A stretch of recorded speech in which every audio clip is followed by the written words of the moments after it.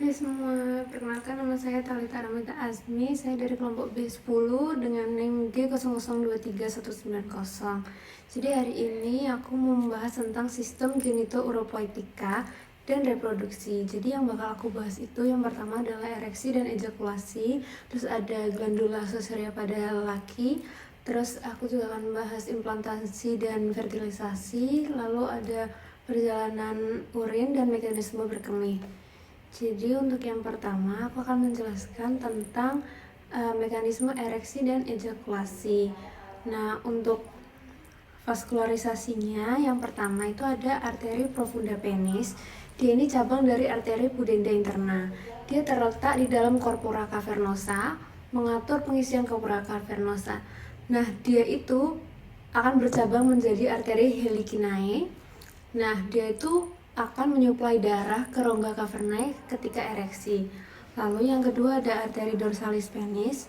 Ini itu berjalan di subfasial mendarai kulit penis dan glans penis. Lalu yang ketiga ada bulbi penis. Ini dia tuh masuk ke bulbus penis, mendarahi glandula bulbo-uretralis sebagai arteri uretralis, mendarai uretra dan corpus spongiosum. Selain itu juga ada arteri pudenda eksterna. Nah, untuk venanya, semua vena ini akan bermuara pada vena pudenda interna.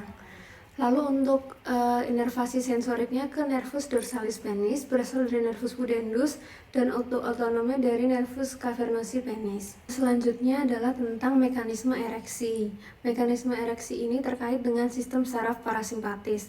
Nah, ereksi terjadi ketika arteri helicinae mengisi caverna pada corpora spongiosa penis dengan darah, sehingga terjadi penggembungan jaringan erektil dan penis menjadi keras dan memanjang.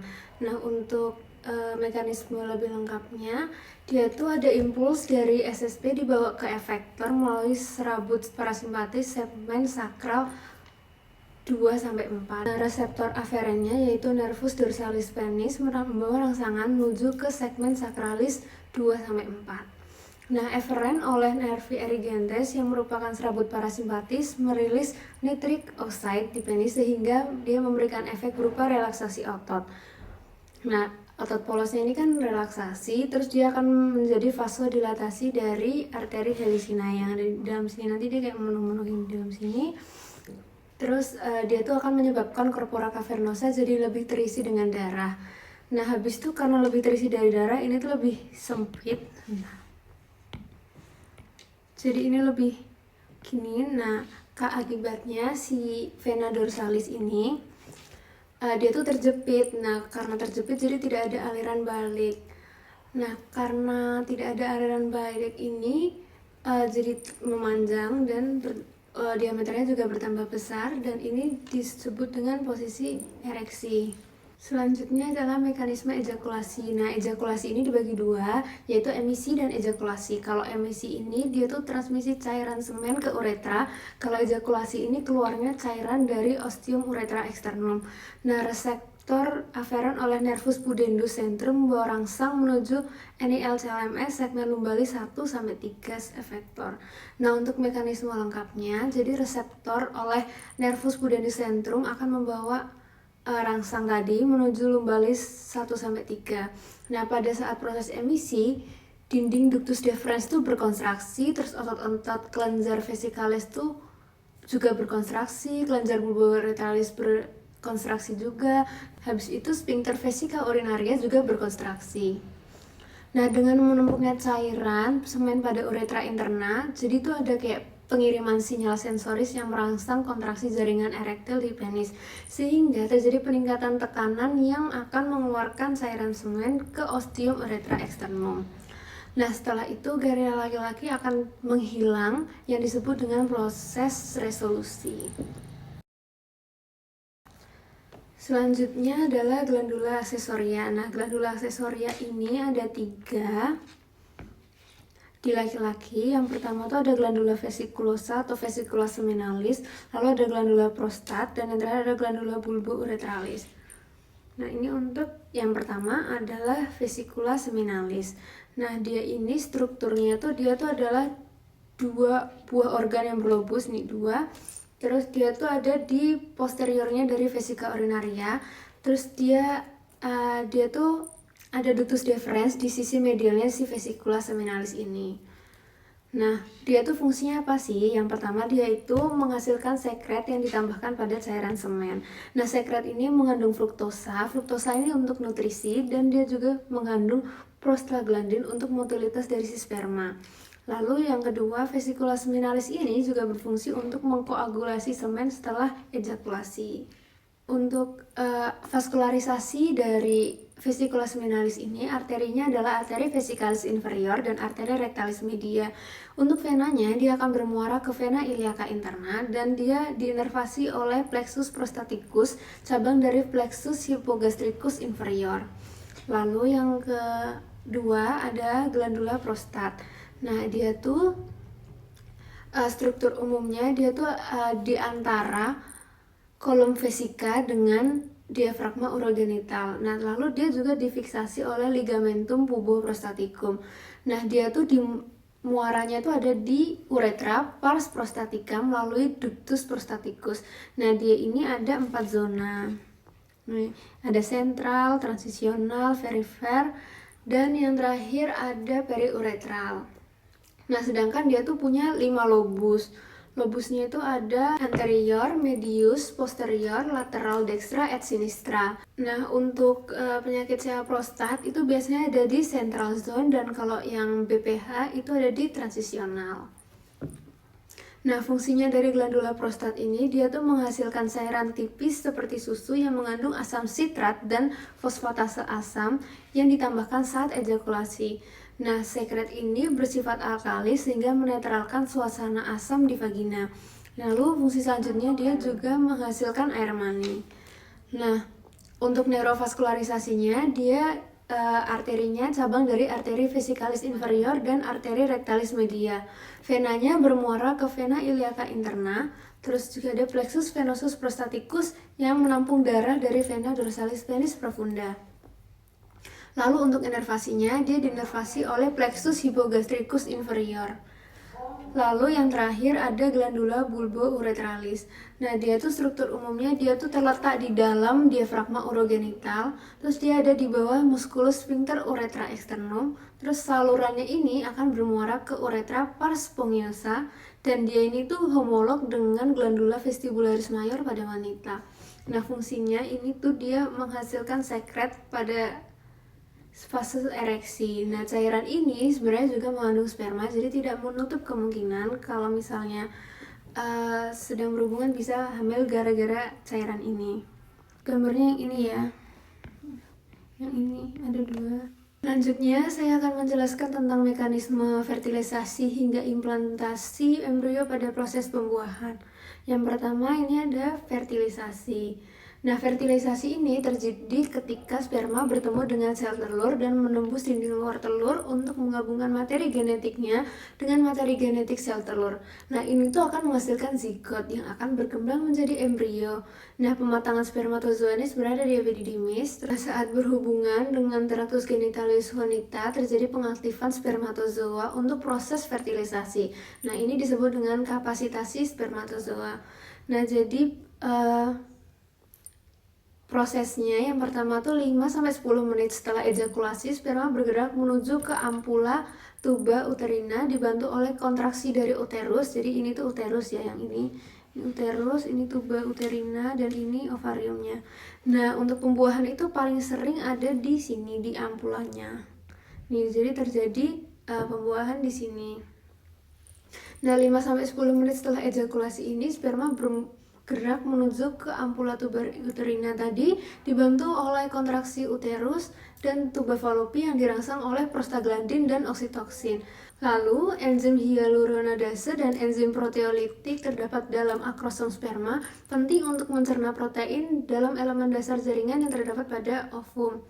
Nah, kemudian terjadi transport zigot oleh gerak epitel bersilia ke arah yang diaktifkan oleh estrogen. Nah, jadi itu nanti dia akan berjalan nih, dia udah jadi zigot di sini, nanti dia akan jalan ke sini, nah menuju ke uterusnya. 5-7 hari blastokista tuh sampai di uterus. Nah, di sini tuh uterus.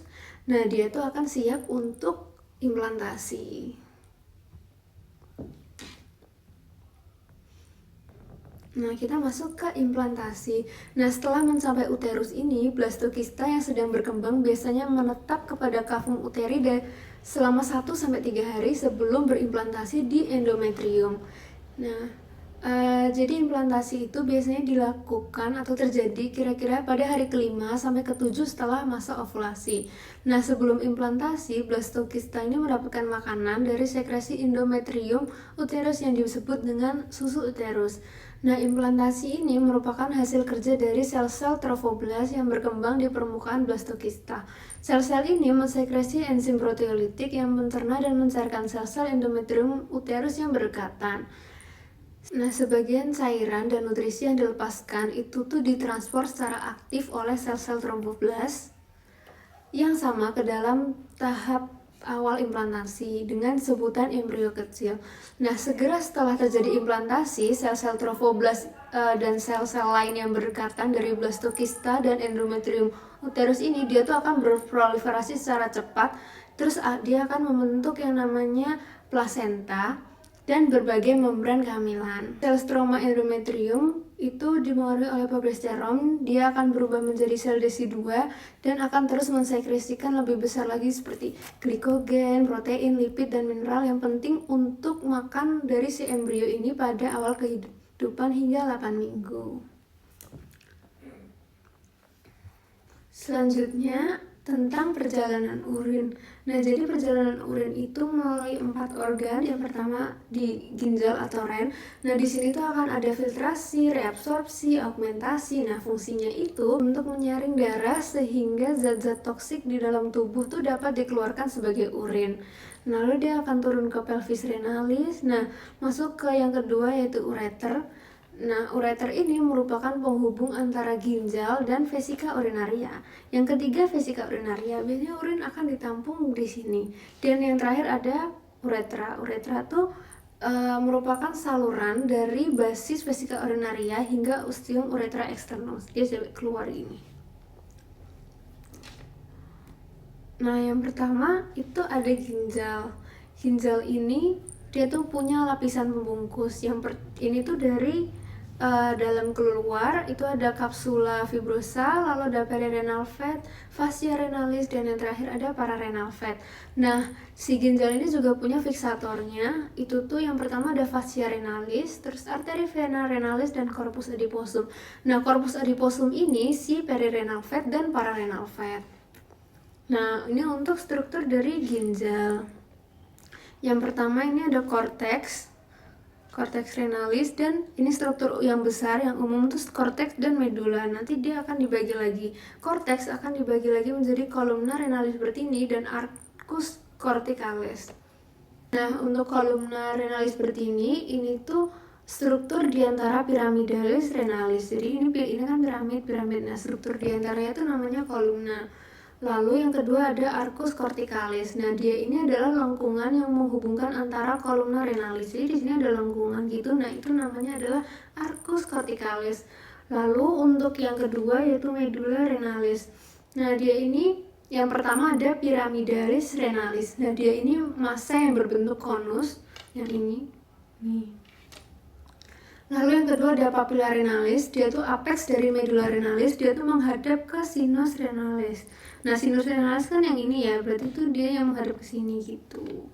Yang ketiga ada foramina papillaria. Dia ini lubang-lubang di ujung papilla renalis, dia muara dari ductus papillaris Berlini menuju ke calis minor.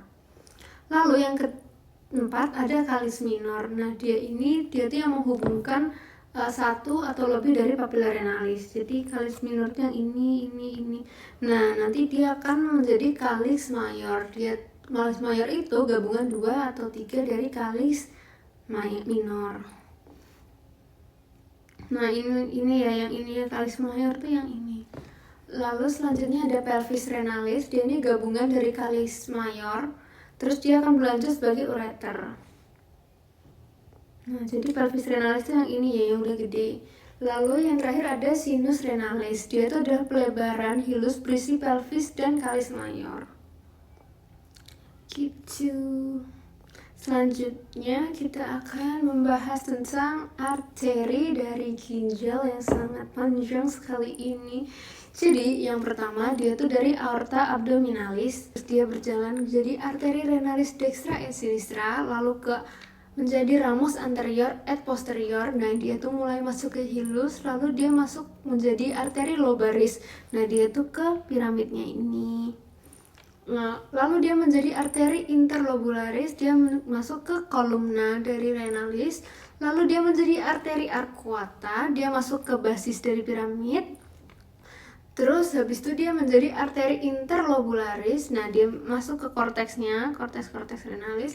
Nah, terus dia akan menjadi arteri afferent glomeruli ke glomerulusnya. Nah, habis itu nanti itu ada yang nggak semua tuh difiltrasi, ada yang dia ke efferent arteriola, terus ke vasa recta, terus dia akan balik ke vena, mulai dari vena cortical radiata, vena arcuata, vena interlobular, vena renalis, dan yang terakhir ke vena cava inferior. Terus yang kedua ada ureter.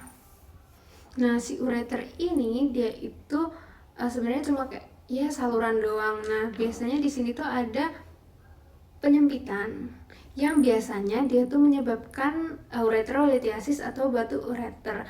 Di mana aja sih? Ada 3 tempat. Yang pertama tuh ureteral pelvic junction, dia tuh pertemuan pelvis renalis dengan ureter. Berarti dia ada di antara sekitar sini ya. Terus yang kedua ada saat ureter menyelangi bifurcatio arteri iliaca communis di tepi apertura pelvis superior. Dan yang terakhir saat memasuki vesika urinaria, itu berarti di sini. Begitu. Selanjutnya ada vesika urinaria. Nah, vesika urinaria ini letaknya pria sama wanita beda. Kalau pria dia di antara pubis dan rektum, tapi kalau wanita dia di antara pubis dan uterus. Nah, yang pertama ada struktur eksternal dari vesika urinaria. Nah, dia tuh ada apexnya. Nah, apex ini mengarah ke depan terus dihubungkan dengan umbilicus oleh ligamentum umbilicale medianum. Ini ada ligamentum umbilicale medianum. Nah, yang kedua ada basisnya. Nah, dia tuh menghadap ke posterior dan berbentuk segitiga. Bagian atas dari facies posterior vesica diliputi oleh peritoneum yang akan membentuk dinding anterior extravatio recto vesicalis.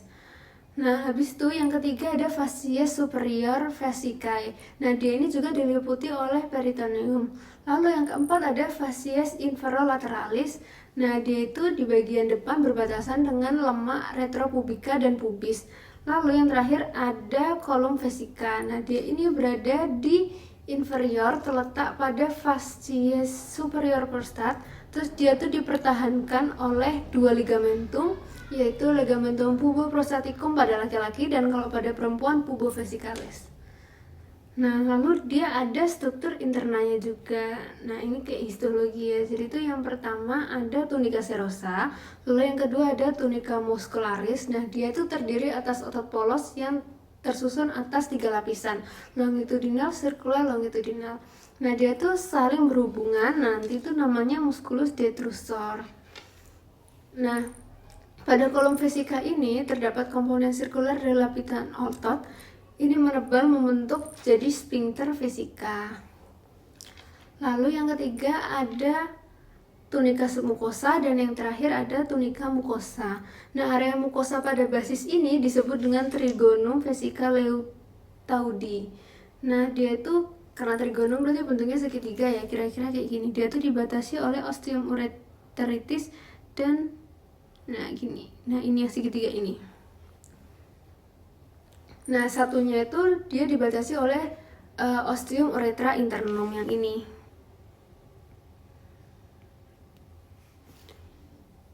Nah, terus di sini juga ada 2 muara ureter. Ini kan 2 muara. Nah, nanti dia dihubungkan oleh satu rigi muskular namanya plica interuterica. Terus dia tuh juga ada tonjolan kecil di belakang ostium uretra namanya uvula vesica. Nah, ini uvula vesica yang ini. Terus pelikanya tuh yang ini pelika. Lalu dia tuh juga ada ligamentumnya Yang pertama ada ligamentum puboprostaticum pada laki-laki, ligamentum pubovesicalis pada wanita, terus ada ligamentum rectovesicalis dan ada ligamentum umbilicalis medianum. Lalu yang terakhir ada uretra. Nah, uretra ini dia tuh cewek sama cowok tuh beda. Nah, kalau yang cowok dia tuh lebih panjang, dia tuh 18-20 cm, tapi tuh yang cewek 4 cm. Nah, karena yang cewek ini pendek, jadi tuh dia tuh kayak lebih rentan terkena infeksi. Nah, habis itu kalau yang laki-laki dia tuh dilalui oleh urin dan cairan semen. Tapi kalau di perempuan dia cuma dilalui oleh urin. Nah, kalau uretra maskulina ini dia membentang dari orificium uretra internum pada vesika urinaria hingga ke ostium uretra externum pada ujung penis. Nah, kalau cewek dia membentang dari vesika urinaria hingga orificium uretra externum pada dorsal dari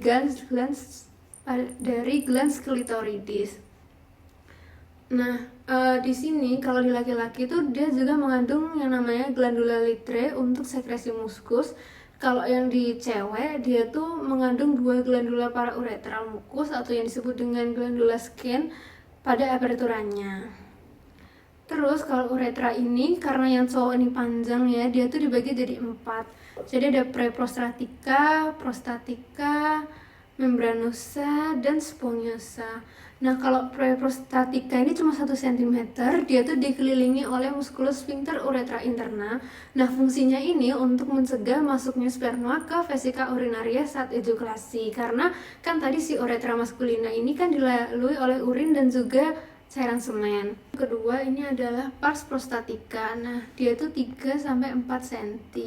Nah, di sini tuh ada beberapa struktur. Yang pertama ada crista uretralis, sinus prostaticus, colliculus seminalis, utriculus prostaticus, dan ada muara dari ductus ejaculatorius. Lalu yang ketiga ada pars membranosa. Nah, dia itu yang paling pendek. Terus dia tuh menembus ke diafragma urogenital. Dia juga dikelilingi oleh musculus sphincter uretra externum. Terus di bagian lateral ujung terminal terdapat glandula bulbo-uretralis. Yang terakhir ada pars spongiosa. Nah, dia tuh yang paling panjang, kurang lebih 15 cm. Nah, terus di sini tuh juga ada muara dari glandula bulbo-uretralis, muara dari glandula litre. Nah, dia di sini juga ada fossa navicularis. Nah, apa itu fossa navicularis? Dia itu adalah pelebaran uretra sebelum masuk ke OUE. Selanjutnya adalah mekanisme berkemih. Berkemih atau miksi itu adalah proses pengosongan kandung kemih setelah terisi urin. Secara garis besar, proses berkemih ini dibedakan menjadi 2 tahap. Yang pertama adalah filling stage. Nah, kandung kemih atau vesika urinaria ini terisi secara progresif hingga tegangan pada dindingnya meningkat melalui nilai ambang batas.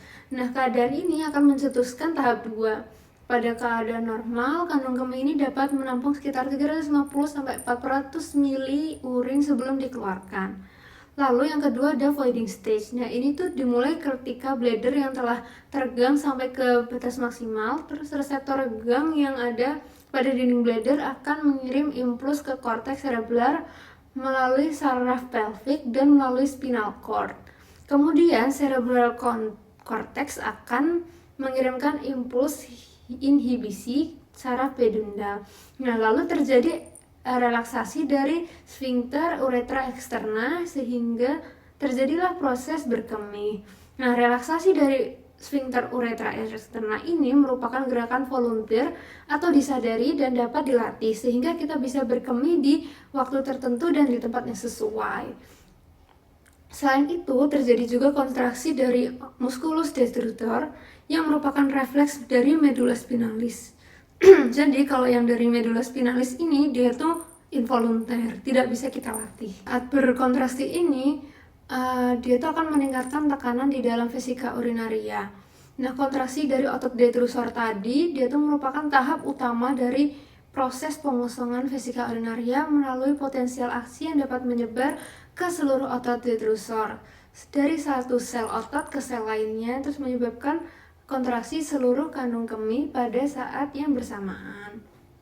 Lalu, tonus normal otot detrusor di vesika urinaria itu menekan ureter sehingga mencegah ada aliran balik atau reflux dari urin Dan vesika urinaria ketika tekanan di dalam kandung kemih ini meningkat selama miksi atau selama masa kompresi kandung kemih. Nah, setiap gelombang peristaltik di ureter itu akan meningkatkan tekanan di ureter. Nah, habis itu daerah yang menuju vesika urinaria akan membuka dan memungkinkan aliran urin ke dalam vesika urinaria. Nah, jarak tempuh ureter di vesika urinaria lebih pendek dari normal sehingga kontraksi vesika urinaria selama miksi tidak selalu menyebabkan oklusi ureter yang lengkap. Akibatnya, sebagian urin di vesika urinaria didorong ke belakang ke arah ureter atau yang disebut dengan reflux vesika ureter. Terus dia menyebabkan pembebasan ureter, lalu tekanan di dalam kalisis ginjal dan struktur medula ginjal akan meningkatkan ginjal dan ini tuh bisa menyebabkan kerusakan ginjal. Untuk sensasi nyeri di dalam ureter, itu tuh jadi ureter dipersarafi oleh serat saraf nyeri. Bila ureter terbendung, misalnya karena ureterolitiasis atau batu ureter, terjadi refleks konstriksi yang kuat dan nyeri hebat. Impuls nyeri menyebabkan refleks simpatis balik ke ginjal untuk mengkonstriksi arteriol ginjal sehingga dia tuh menurunkan keluaran urin dari ginjal. Nah, ini disebut dengan refleks ureterorenal untuk mencegah aliran cairan yang berlebihan ke pelvis ginjal pada keadaan ureter yang sudah terbendung. Gitu.